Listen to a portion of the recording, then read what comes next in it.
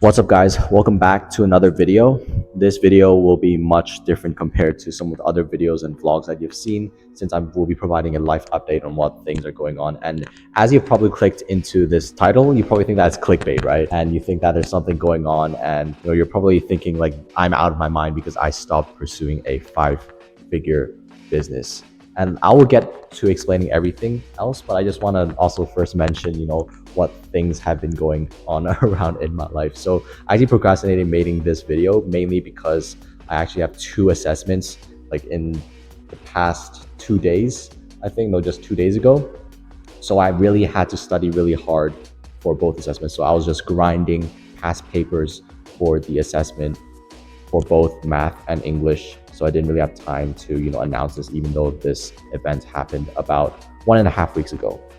So going back to the overall topic of why I stopped running my five-figure agency. And one of the main reasons and main things I've noticed with people is that when you start a business, like no matter what age you are, one of the things that many people are concerned about is, how much money you make, right? Money, money, money. It's just a very funny concept. Like all of my friends, they will ask me, yes, like every week they're gonna be like, hey Bosco, how much money are you making with my business? Like, yes and no. Like to a certain point, like obviously one of the main goals of having a business is making profit, right? So then you can survive and stuff like that. That's what entrepreneurs are for, right? Like, cover their own survival needs. But again, you get to a point where you're just questioning the things that you're personally doing. And one of the main reasons, I guess, why I stopped pursuing this whole startup, there's actually a couple of reasons, is because I kind of lost motivation with running this whole agency. Like I personally just feel like I'm just one of the cogs in kind of the system, even though, people saying when you have your own agency, you have control and everything. I just don't see the impact that I'm making in these businesses, or shall I say like clients that we're doing lead generation for, right? Like I know I'm still young right now, so maybe when I'm in my 20s or in my 30s, when I want to stabilize down and things really don't work out, and I doubt that things won't work out, because if you just continue pursuing something, continue expanding, you never continue putting the effort in anything that you're doing which you feel passionate about, I know you're going to succeed. But I'm still young at one point, and I just want to do something that I'm passionate about, and I just know that even though I know I can see this opportunity as being a life-changing opportunity in terms of monetary, like, do I really want to continue grinding for the next 2-3 years and become the CEO of $1 million lead generation agency company? And I'm very sure that many of you guys would say yes, because of all of the financial freedom and time freedom, everything. And by no means am I saying that those are not necessary and those are not important. And I completely agree with you. Those are super important. But do you really have to do it in terms of starting an agency and really just, just, I guess, in a form doing marketing for a company that you don't, I guess, like don't really, I guess, in form of, having like more of this like client and service provider relationship where you really aren't focused on like one startup, but like focus on multiple different startups, so you don't really have purpose in there, and you're just using arbitrage to source copywriters and source and grow your team like that. Like, is that really a business that you really want to scale? Is something that I've learned for, I guess, the past couple of months when I really went to this whole agency space. And for any agency's owner watching this, like, I really respect all of you guys. Like, don't get me wrong. Like, all of you guys are great hustlers, right? I've met great people from this industry. You guys are some of the hardest workers that I've ever met. Like, all entrepreneurs, I have great respect for them. But I guess, like, just to a certain point, you'll start to wonder, like, why are you running this agency? Like, what's the overall purpose with it, right? And I've spoke to a guy called Matthew Kim on a Gen Z Fastlane podcast. And he said something really interesting about why he is motivated to run his $30,000 MRR agency for, a couple of years now. He's been building this agency for, I think up to 5 years or more than 5 years. Correct me if I'm wrong. But it's super interesting how he's currently in, college, taking a gap year and building his agency, and basically still trying to find motivation on what he wants to do in the future and why he ran his agency. So I'm just going to play this short clip right now. So, like, last question with the whole agency, like, what is your core, I guess, like, motivation to just continue pushing on? Great question. And I've actually been considering this a long time because once you hit like a certain revenue mark, I don't know, you've probably heard this before, but it's kind of hard to keep on, because like me and my brother were, fortunate enough to be able to provide for ourselves and hit all of our basic necessities. So at that point, it's like, what are you really, really striving for? And that's something that I've been considering for a while as well. I think for a long time, I was just kind of living up to the expectations of others, parents, friends, seeing the potential that I could do and me trying to fulfill that potential. And if I'm being completely honest, I think that was a huge driver for me for a long time, even up to this point. And it hasn't been until recently where I kind of explored for the first time what I truly wanted in life.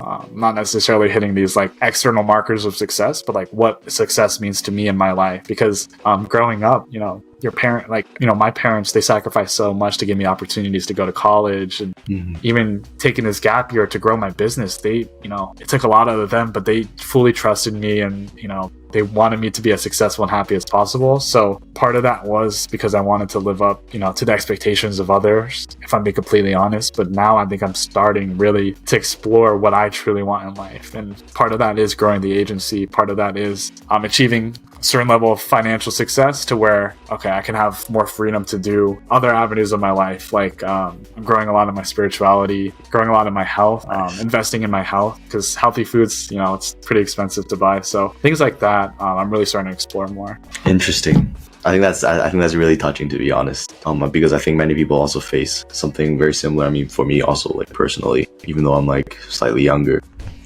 So yeah, back to the overall point, right? Like motivation is definitely one of the main factors why I guess I dropped this whole 5-figure agency. And I know that this is going to be a really controversial one, since many people are motivated based on the finance. Probably my dad is really going to disagree with myself, because he thinks that this whole purpose bullshit is kind of BS. I don't blame him, right? We come from different cultures, and we have to just understand that. Like for my parents and many of our parents, if you are Gen Z watching, your parents, they will be definitely concerned about financial issues and stressing the importance of you going to college, because they have faced trauma from their parents, which is our grandparents, on war, right? War is a factor where people are just have horrible living conditions. And if you think about it, we are so lucky to be people who do not experience war, and we're just so, it's just not fair to compare ourselves to our parents, because we've just had different stories, different generations have different stories. So yeah, all of the things I'm going to be saying are based on my experiences and my take on my current position. So this is definitely not advice for anyone who is making a decision, since you also have to consider external factors, right? Like what you're currently pursuing. Like, do you have a 9-to-5 job right now? What's your overall purpose? What type of lifestyle do you want to live? And what's the overall plan? But back to the overall idea of how I even started in this whole agency space in the first place. And for those who have been sticking around on my channel, you probably know that I've started this whole entrepreneurship journey, starting with my e-commerce brand, and I moved on to doing an SEO agency, watching Iman Gadji's program. And then I moved on to a lead gen course, and then, started my own lead gen agency.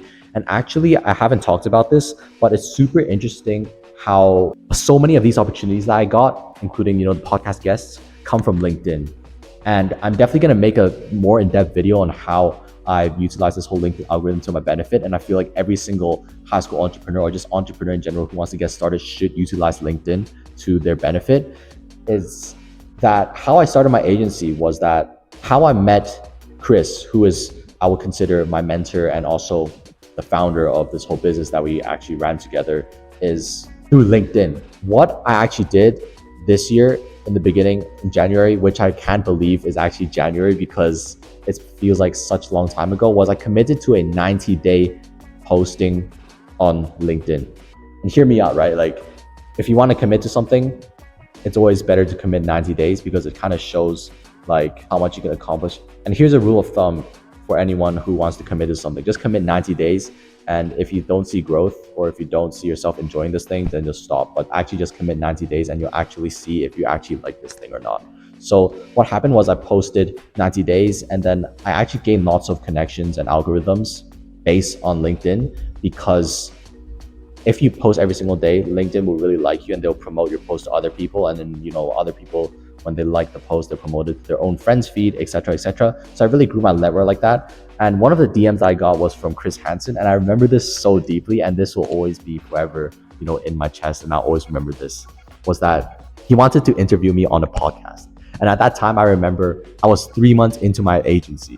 And I think I only had one client, which we were doing like a performance-based model. And he sent me an email asking, Bosco, do you want to hop on my podcast, Entrepreneur Podcast?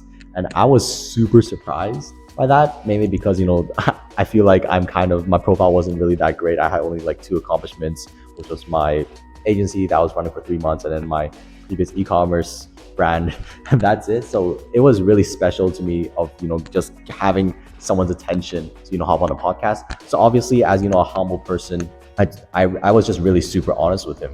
And I think that's one of the reasons why he decided to, onboard me as one of the co-founders or one of the early members of the venture that he's building, is mainly because of the transparency, right?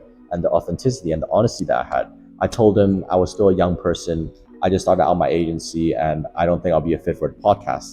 And then he was like, okay, no problem. I would still like to hop on a call with you to, help out with, whatever you're building and just chat with you, just, in general, right? And normally I would say yes to all networking chats, as I love to chat with people who are super passionate about the industry, learning about others. It's a great thing, So what happened was we hopped on a call and, we went through all the things that we were doing, and he's gone through his own background. He ran a marketing agency previously and he sold it for, 7 figures, I remember. And then he was like, you know what? Currently, we're actually building a program for would-be entrepreneurs where I basically mentor these entrepreneurs and, basically take a part of their business, invest equity into their business. And in exchange, I'm going to be growing your whole business, right? Kind of, teaching you how to run this, teaching you how to run that. So at that point, I was actually just thinking about, whether or not I should take this opportunity. And I sort of said yes. We didn't really sign a contract or anything, but I was on the line of, expecting him to be a kind of like a mentor, right? Or just a advisor for the company in exchange for part of the company. And just for context, you have to think about myself at that time. I'm like 15 years old. I really didn't know much about business. I just came into this business world 5 months in. I was just learning about B2B or B2C and, what those terms mean, which was pretty funny. So I was pretty appreciative of Chris at that time. What happened moving forward was, he decided to switch business models and he started to build this whole community where he focused more on early stage entrepreneurs and, helping tech founders, grow their whole company. And he one day approached me and he was like, would you like to join the early team? And I had to say hell yes, because one of the things I've learned, from all the different books and, influencers that I've consumed was to say yes to all your opportunities, right? And so I said yes, and we started working together. And one of the core issues, I guess, that we had, and that was one of the decisions why I decided to leave, his agency that we were running, was because of the time zone issues. I'm in Hong Kong time, so that is basically 12 hours from, US timing. And sometimes it's really annoying because we have to take, client calls at 3 a.m., 4 a.m. I couldn't really participate in it because I had school the next day and I really had to get sufficient sleep, or else I'm going to, feel sleepy in school and this whole cycle is going to continue. So I still try to wake up at like 5 a.m. to, attend some of the client calls. And he's still, he's a really nice guy. Chris, if you're watching this, I just really want to show my appreciation. Like, by no means were you like a bad partner. Like, I really appreciate everything that you've been doing. You literally try to move all of the client calls to, later in your day and earlier in my day, so then I can also attend and learn from it. So he's a really nice guy. Yeah. So I got to a point where we were gonna start scaling, and I was gonna be the kind of like the client success manager for the company, right? So we were at that time, I think, managing like 6 different clients. So I had to wake up at like 5 a.m. Attend meetings until like 7 a.m. every single day, from Monday to Friday. And I tried to do that for, I guess, 2 weeks. And after 2 weeks, I just realized that I can't handle this. So I decided to let Chris know about this. And he was really straightforward. He's a really direct guy. He's a really great grinder. Like he's the craziest hustler that I've ever seen. He just nonstop work. Like he just never gets tired for some reason. And his hustle and, his passion is just something that I will have huge respect for after, him running this agency for like 10 years straight. So I told Chris that I don't think I can manage this, especially, with all the DP stuff that's going on. The last 2 years of your high school is the most rigorous ones compared to your previous years. And he was really direct with me and he said like, okay, Bosco, so you have like two options, right? One, you can either stay in this company and continue doing this, but then we'll definitely have to take you to do this role. So you have to definitely be like, the client manager, you have to do the fulfillment, you have to continue putting in, I guess, you can probably estimate like 2-3 hours every single day into this, which means wake up at 5 a.m. and stuff like that every single day on a Tuesday to Saturday basis. Or two, you just have to leave the company completely. Yo, Chris. There. Can you hear me? Chris, can you hear me? Yo. Can you hear me? Yeah, I can hear you. What's going on? Yeah. I've been thinking about it and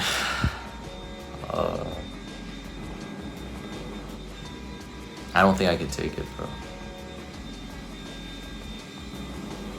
Okay. Like, no hard feelings. Like, Yeah, no hard feelings though. yeah, I really enjoy like all the shit the whole sales thing, but like with the studying and shit, like I just started my semester and like, the DP shit. I'm gonna have like assessments and shit and like also there's the sleep and stuff, so.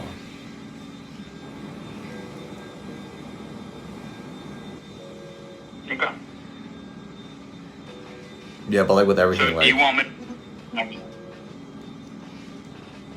go on. So you are quitting everything? I mean, I don't mind like helping like, like one network grow like overall. You know what I mean? Like, with the leads and shit, like, using the clay and stuff like that. Okay. All right, dude. But and like I know it takes like, probably take some time to, get the other person in or something, or like whoever sells. So like until then, like I'm happy to like continue doing like, helping like, like operating Jan and stuff, getting everything in place and like doing the copies and stuff. Honestly, it's not a big deal. Like I can easily figure out any of that stuff. So like I don't need your help doing any of that. It's just annoying, but don't worry about that. I'll handle it. Alright. Thank you. Yeah. I don't know how that went, bro. That was interesting. I know how Chris is probably feeling, disappointed with me, but I personally feel like it's also time for me to move on. So yeah, let's see where things go. And at that time, I really just wanted, a partial role where I'd maybe take something smaller. But he was more. But I guess at that time, we were in the, a startup stage where we're trying to get, quick cash flow, and it was either you commit all yourself into it or you don't commit at all. And it was a very harsh decision, right? Like just looking back at it, this is basically the first kind of partnership or startup that I've ever done, in my life. And I know I'm going to do lots more because I enjoy this whole process, this whole team and like, this whole competing against other, grinding and stuff like that. But it really made me, again, reflect to the overall part where I've, really think about like, is this really something that I want to commit, right? Like, do I really want to spend 2-3 hours just being, I guess, like the client manager and just communicating with clients and I guess earning this money? Or do I really just want to spend those 2-3 hours building other startups, exploring other interests, especially when I'm still 16, which is pretty young? Do I really just want to limit my 2-3 hours just doing this, right, for, the next 2-3 years? Or just really explore something else that I might find, more passionate about? So that was, I guess, one of the main core debate points of why I decided to just overall part ways with the company. And we're still in good terms, me and everyone in the team. We sent our own, thank you messages. Myself, I could just put a screenshot here. I've sent the thank you messages to all of the team members that I work with. I'm really grateful about this opportunity.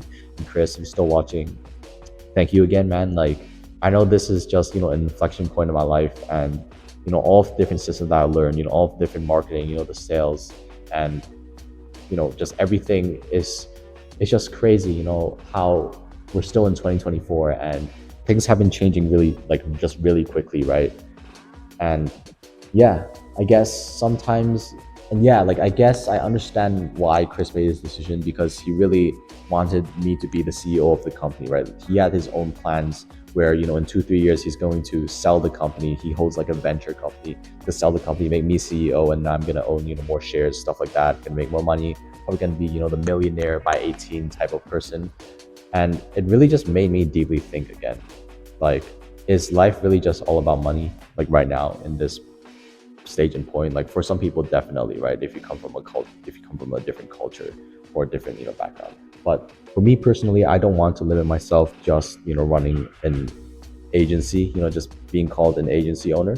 So yeah, I guess that's the main reason why I decided to leave 5-figure um, company that we're running.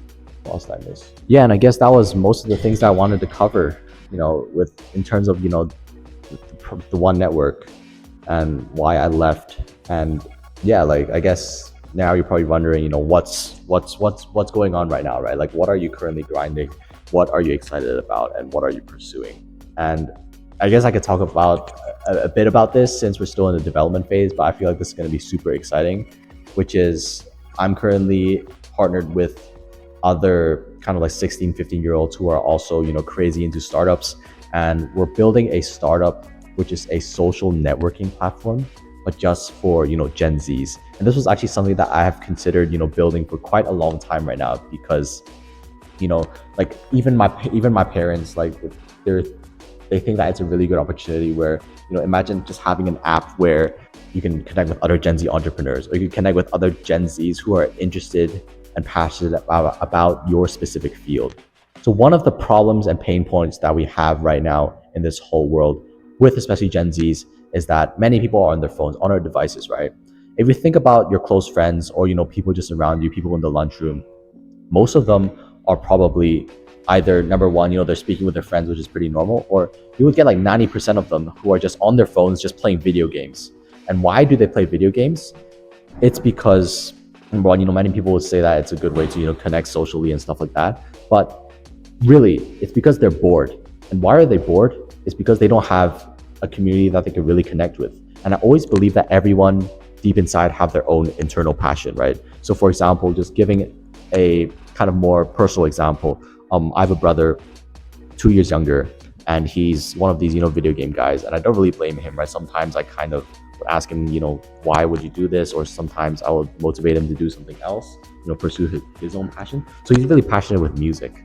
And one of the things I've noticed with all of these people is that they have their own passion, but they can't find other people who also have a similar passion, who are also in a similar age group.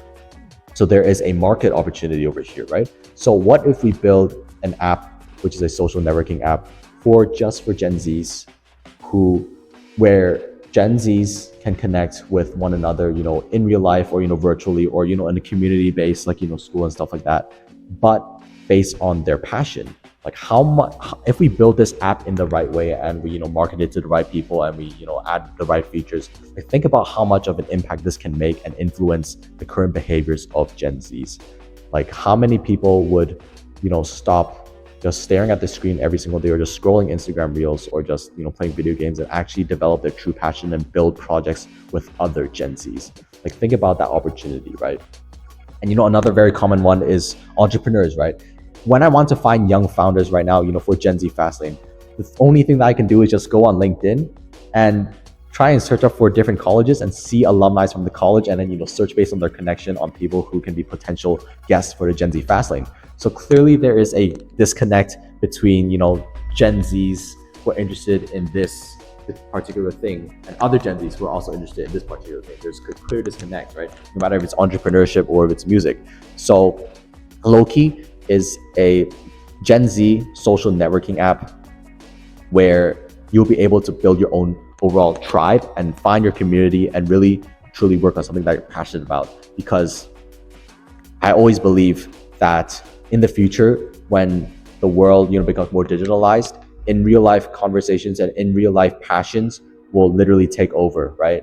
And what do I mean by that is, like imagine like having Snapchat, right? The Snapchat, location tracking feature, but you're able to connect with other 13-year-olds or, other 15-year-olds or other 18-year-olds who are in the same age as you, who are also passionate about music, right? Or, building whatever art that you want to do, or, building your own startup, right? Like imagine you're able to find, what if that, and what if suddenly one day you realize that, there's a neighbor who's 2 blocks away from you, who is also interested in this exact same passion, who's also facing the same issues that they're facing in school, who's also going through this teenager, mood, and who's also, super like you, right? Literally an exact replicate of you. Like how happy would you be to chat with that person? How likely would you guys work on something and probably, build something that can literally change the world, right? The next Apple and stuff like that. So this is why I'm super excited with building Aloki.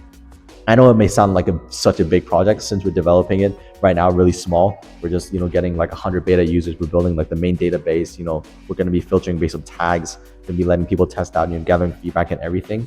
And obviously we're going to be iterating based on the feedback. And we're also going to be taking different calls with, clients, doing this whole startup process, right?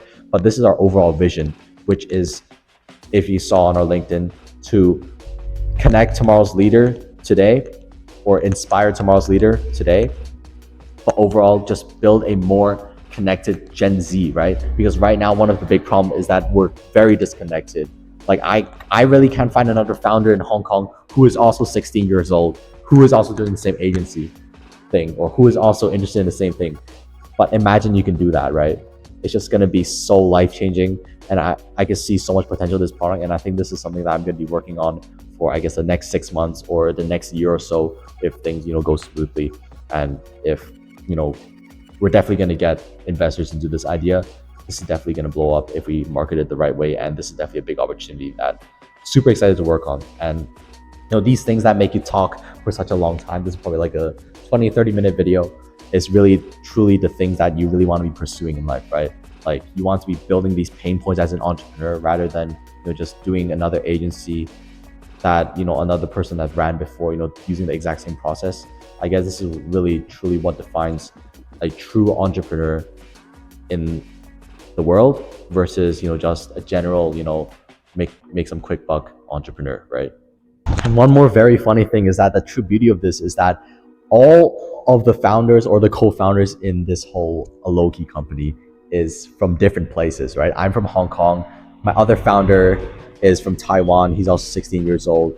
And we have a couple, front-end guys who are from the US, different parts of the US, all goes to different schools. And we've just connected in such a coincidental moment where we connected on Discord. So my other founder actually reached out to me on LinkedIn and he was like, yo, you're doing some cool things. Why don't we chat? And, through this conversation, we realized that we wanted to build another idea, which was something similar. So we decided to, partner up because, it's going to be a waste if we just pursue a project just, separately, right? So it's just so beautiful how this whole internet world and how just connecting with someone else, really forming this whole idea and, just going through this whole journey really is to someone's life. And imagine bringing that to and replicating it for all of the Gen Zs and how impactful that will be for everyone. It's just absolutely amazing. But yeah, I guess before we finish, I've just pulled my computer here and I've just wrote down some of the core features that we're going to have. So in our MVP, which is minimum viable product for those who don't take business or who thinks I'm a geek in business, it's just basically, a beta tester of, a simplified version of your overall product. So what it's going to include is a database. So it's basically a network for only young founders like students, targeted more for Gen Zs, messaging features. So something that we want to do is actually make it more intentful, since, when you're being sent emails, you exactly know what they want to talk about in the subject line. But imagine having that also in your messages, right? Because like apps like Instagram right now, Snapchat, LinkedIn and stuff like that, like you really can't see the actual intent of someone sending you a message. But imagine you could see that before you even have the conversation. Then it'll be so much easier to save time and, connect with someone else, right? And it'll be so much easier to also filter messages. And yeah, talking about filtering messages, we're also going to have categories. So one of the main pain points with, LinkedIn is that you can't filter your messages. You can't really do inbox management, as they all say, right? So we're definitely going to add this feature where you can easily, filter categories, create your own filters, and, have more freedom, right? And one of the things that we want to do with this whole app is make it more customizable. So for example, in Notion, you can have different blocks, and we're just going to slowly add some more features that are user control, right? We want you to have control over your time and, over things that you select. And then in terms of our profile, we're going to be making it like LinkedIn. So we're actually also going to add, kind of like a current status thing where we're saying like, looking for co-founder, scaling company name, idea searching for X industry, locked into school. So then people actually know when it's the right time to reach out to you. Because if you think about it, right now on LinkedIn, if you want to reach out to someone and, get them onto the podcast, you won't know if it's a good time for them until you ask them, right? But imagine that again, beforehand, how much time this will save and how much effort of, outreaching this will save you. And in terms of the final ideal product, we're going to want to have something more, a community vibe in your tribe. So, having this whole LinkedIn, or Instagram scroll algorithm where it's filtered more based on simple hashtags rather than having so many different hashtags. So then people can actually find creators that match each other. Because right now, if you're trying to find, other music creators, you have 2,000 different hashtags and people don't use hashtags, appropriately, right? If we are able to filter this down to simple hashtags from different industries, it'll be so much easier to connect with other people. And again, this whole Life 360 or, Snapchat real-time location tracking is something that we're also going to add to our ideal product. And to be honest, it's just really a short list of products, features that we have right now. And definitely going to make an update video on how this goes. All right, guys, if you're still sticking till this part of the video, just want to show you guys a massive appreciation. And I hope you guys really found this video effective or adviseful, or just, taking away one thing that I've said and applying it to whatever venture or whatever thing that you're pursuing in life, no matter if it's just, your own business, or if it's to your academics, or if it's to your routines, right? Just anything. Hopefully you found one thing, at least interesting or useful. And one of the books that I'm currently reading, which is super interesting, and I highly recommend anyone to read it, not only people who are just business-minded or, entrepreneurs, is called The Psychology of Money by Morgan Housel. So in this book, he talks about how we should effectively spend our money. And this is not just another financial, book about, saving, investing, and those Warren Buffett shit, right? It's actually about how we should view money, because so many people in this world are still stuck to the materialistic wealth of everything. If you think about it, when was the last time you bought a shirt that you thought looked really good on you? Probably, a couple of weeks ago, right? Or, just buying something that you really don't need. Like if you think about money and saving money in this way, and just, buying stuff that you only need, and just controlling your desire to get something mainly because of social pressure, right? Just maintaining this social profile that you have, and especially, in an internet-centric world, then this is how you will effectively live life and not have to stress about money. And I'm just saying this, for so many people out there just grinding their 9-to-5 job, they actually already have enough money if they just have a lower burn rate. And how do they have a lower burn rate? If they stop spending so much on stuff that they don't actually need, which might be, the fancy clothes that you have, especially, for girls here, right? You guys love shopping, but fair enough, with keeping up with the social impression and stuff like that. Not only clothes, but, just spending on stuff that you actually don't need. Like if you think about it, I always like to classify things as stuff that you don't need as things that you have never touched in the past month. Like those are things that you don't need and you can just easily clear out. What might that include? That might include, like just out of the top of my head, it might include some kind of, fancy statue that you have in your room, that toy that you have, handbags, right? Jewelry. And even though people say watches are assets, are they really assets? Like you're just holding it there when you could use that to invest, in, other cheaper stocks and stuff like that. So I guess, just having this control, right, is something that Morgan Wallet talks about. Just having this control is something that Psychology of Money really just talks really nicely about. So I highly recommend anyone to read that book.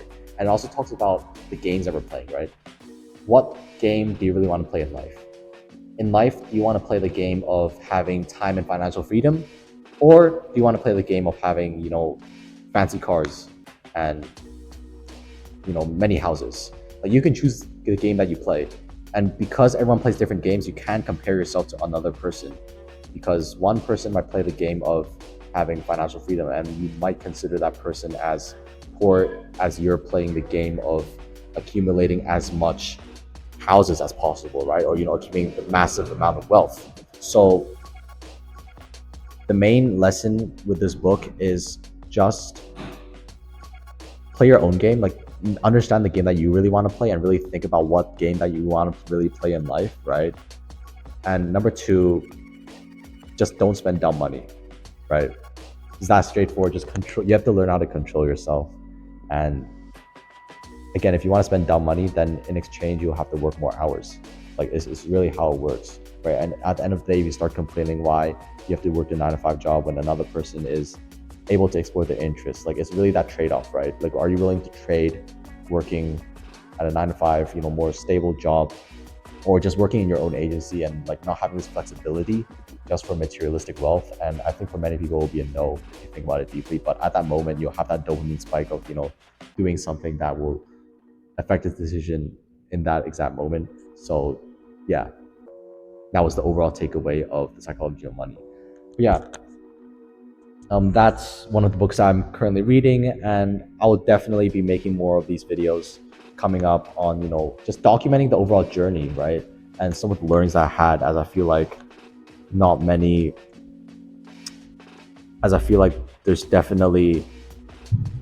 I've definitely learned lots, which I could share with people who are just starting out.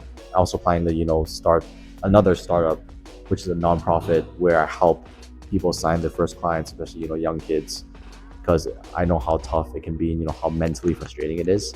But yeah, hope you guys again found this video useful, and yeah, won't waste any more of your time after this long video. But yeah, until the next one, peace out.